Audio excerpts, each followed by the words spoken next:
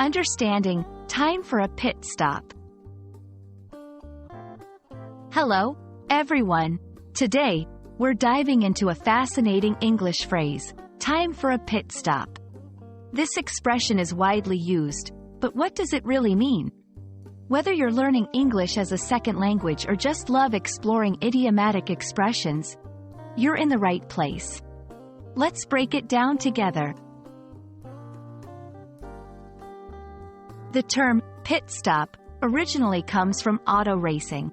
In a race, drivers take brief stops in the pit area to refuel, change tires, make repairs, or for a quick checkup.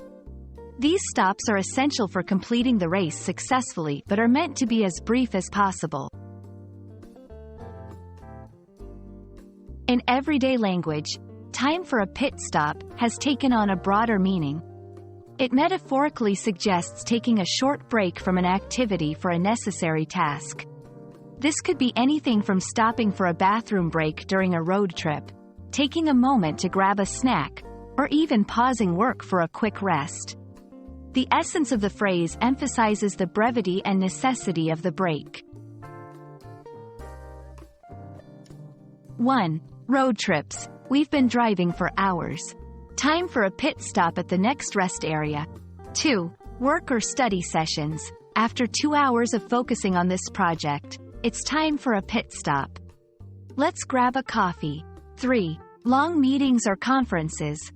Before we move on to the next topic, let's take a 5-minute pit stop.